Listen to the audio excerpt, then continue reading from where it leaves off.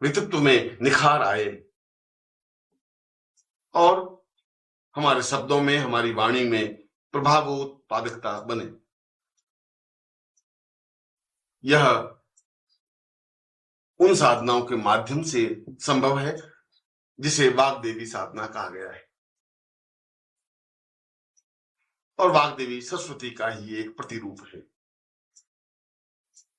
जो संपूर्ण जीवन को आधार देती है, चिंतन देती है, श्रेष्ठता देती है, जाज्वल्यमानता प्रदान करती है। जितने भी उच्च कोटि के योगी या सन्यासी हुए, वे चाहे गोरखनाथ थे, चाहे शंकराचार्य थे, चाहे वशिष्ठ थे, चाहे विश्वामित्र थे, चाहे गर्ग थे, चाहे कणाद और पुलस्त्य थे, इन सभी ने वाग्देवी साधना तो संपन्न की ही। आज भी जितने उच्च कोटि के गायक या संगीतकार हैं, वक्तृत्व कला में निपुण और श्रेष्ठ हैं,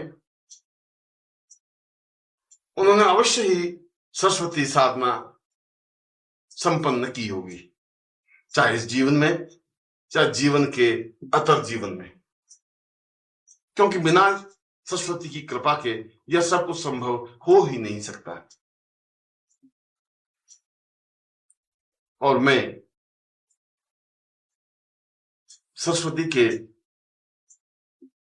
उन आयामों को स्पष्ट कर रहा हूं, उन मंत्रों और साधनाओं को स्पष्ट कर रहा हूं जो जीवन के आवश्यक हैं, जो जीवन के लिए आवश्यक हैं, जो जीवन की पूर्णता के लिए आवश्यक हैं। सरस्वती साधना के बारे में मैं उन गोपनीय रहस्यों को स्पष्ट कर रहा हूं जिनके माध्यम से जीवन को सभी दृष्टियों से पूर्ण बनाया जा सकता है।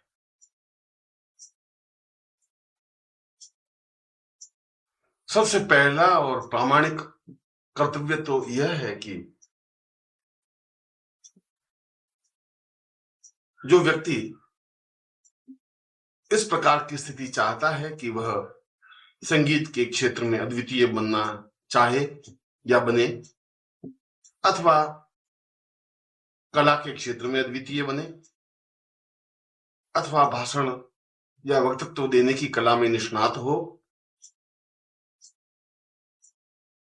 अथवा स्मरण शक्ति में प्रखरता हो,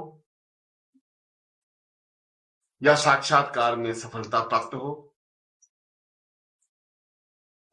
इन सारी स्थितियों के लिए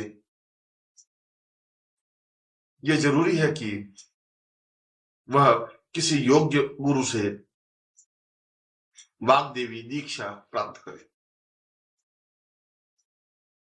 इस दीक्षा से उसका आधा काम तो अपने आप में ही संपन्न हो जाता है, क्योंकि दीक्षा अपने आप में अप्रतिम और अद्वितीय है।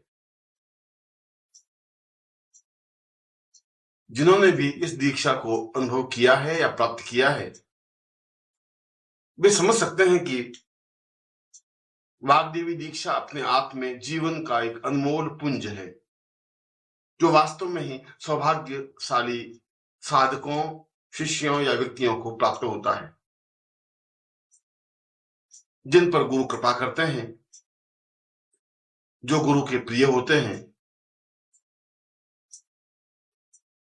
जो गुरु के नजदीक होते हैं, उन्हीं को इस प्रकार की दीक्षा प्राप्त हो सकती है।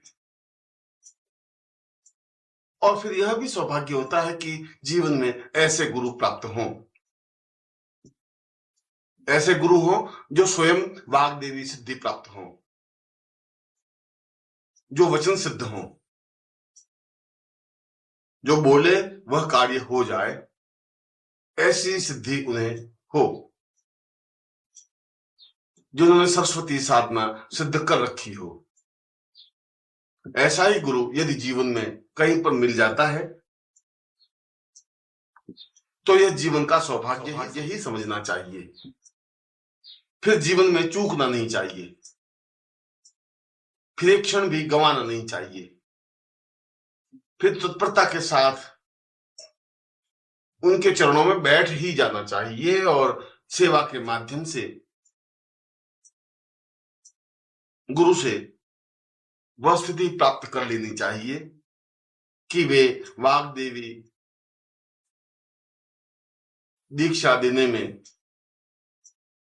तैयार हो जाए। ऐसा ही जीवन धन्य कहा जा सकता है। इस वाग्देवी दीक्षा के लिए शिष्य को स्वयं को गुरु के चरणों में उपस्थित होना चाहिए, निवेदन करना चाहिए कि वह इस प्रकार की दीक्षा प्राप्त करना चाहता है। वह चाहे साधिका हो, वह चाहे साधक हो, शिष्या हो या शिष्य हो या सामान्य व्यक्ति हो।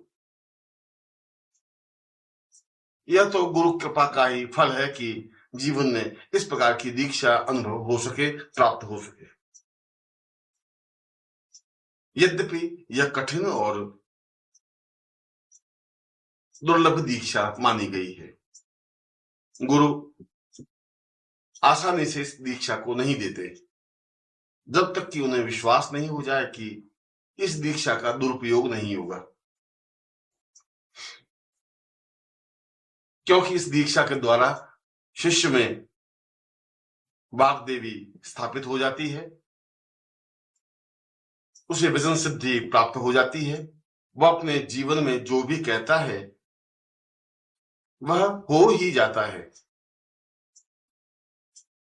उसके चेहरे पर एक निखार और एक प्रखरता आ जाती है।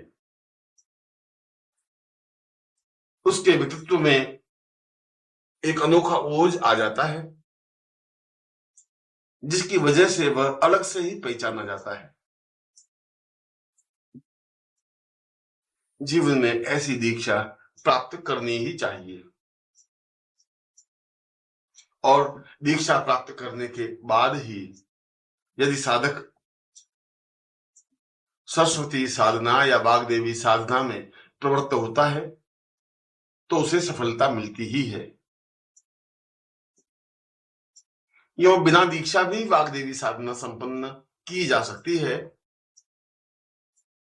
परंतु दीक्षा के बाद रास्ता अत्यधिक सरल हो जाता है, सुगम हो जाता है। फिर असफलता के कोई चिन्ह नहीं रह पाते। फिर यह निश्चित हो जाता है कि सिद्धि प्राप्त होगी ही।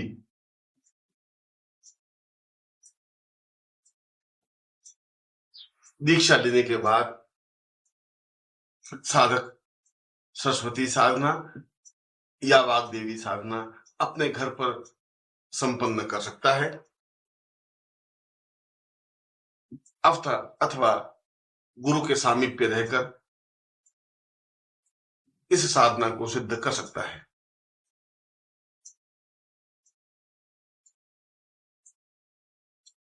मैं यहाँ पर दो श्रेष्ठ, गोपनीय और महत्वपूर्ण साधना क्रम स्पष्ट कर रहा हूं, जो कि जीवन के लिए आवश्यक है, अनिवार्य है, जीवन की पूर्णता के लिए जरूरी है। पहली सरस्वती साधना, जिसके माध्यम से स्मरण शक्ति बढ़े, हम जो भी पढ़ें या सुने वह स्मरण हो जाए और काफी लंबे समय तक स्मरण बनी रहे।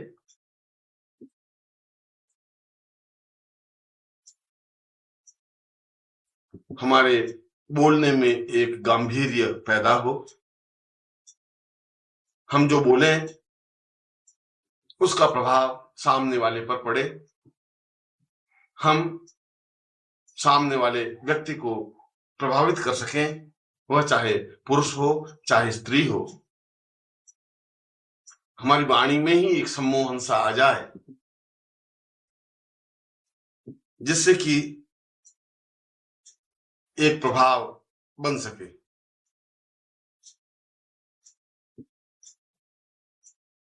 परीक्षा में सफलता, या साक्षात्कार में पूर्ण अनुकूलता इस सरस्वती साधना के माध्यम से ही संभव है। इसके साथ ही साथ यदि हमें श्रेष्ठ गुरु नहीं मिल रहे हो, गुरु कृपा प्राप्त नहीं हो रही हो, गुरु की सामीप्यता अनुभव नहीं हो रही हो, तब भी यह सरस्वती साधना ही सहायक हो सकती है। और इसीलिए प्रत्येक व्यक्ति को सरस्वती साधना संपन्न करनी चाहिए। इस सरस्वती साधना के 3 आयाम हैं। एक तो गर्भस्थ बालक को चेतना देना या सरस्वती सिद्ध कराना। दूसरा, जब 5 वर्ष का बालक हो जाए तब उसकी जिह्वा पर सरस्वती बीज मंत्र कीलित करना। और तीसरा, सरस्वती साधना संपन्न कराना। ये तीनों ही आज के युग में व्यक्ति के लिए आवश्यक बन गए हैं, जो वास्तव में ही अपने बालकों को मेधावी बनाना चाहते हैं, योग्य और उत्तम बालक चाहते हैं, जो पढ़ाई के क्षेत्र में और प्रत्येक क्षेत्र में तीव्रता के साथ बढ़ सके। तो गर्भ में ही गुरु सरस्वती साधना संपन्न करा लेता है।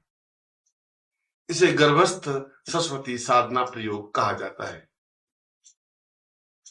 जब गर्भ में बालक 3 महीने से ज्यादा समय का हो जाए, तब पति पत्नी दोनों को गुरु के चरणों में पहुंचना चाहिए और निवेदन करना चाहिए कि होने वाली संतान को आप अभी से सरस्वती प्रयोग संपन्न करवा दें। क्योंकि उस समय उस बालक को यदि सरस्वती प्रयोग संपन्न करवा दिया जाता है तो वह अपने आप में ही मेधावी बनकर के ही जन्म लेता है। पिछले जीवन के सारे ज्ञान को अपने साथ लेकर ही जन्म लेता है। यह अपने आप में एक उच्च कोटि का प्रयोग या साधना है, जो बहुत कम योगी, सन्यासी या गुरु जानते हैं। ढोंग या पाखंड की बात तो अलग है। यो तो जितने भी साधु, सन्यासी या योगी हैं, वे सभी ऐसा कह सकते हैं कि नमस्कार। अगर आप सद्गुरुदेव डॉक्टर नारायण दत्त श्रीमाली जी के दीक्षित हैं या फिर आपके पास उनसे जुड़े हुए कोई भी अनुभव है, तो नीचे दिए गए हुए नंबर पर वीरल पटेल जी को मैसेज कीजिए या फिर फ़ोन कॉल कीजिए और अपने अनुभव ज़रूर शेयर कीजिए। डॉक्टर नारायण दत्त श्रीमाली जी के आत्मकथा का संकलन करने में मदद करें। धन्यवाद।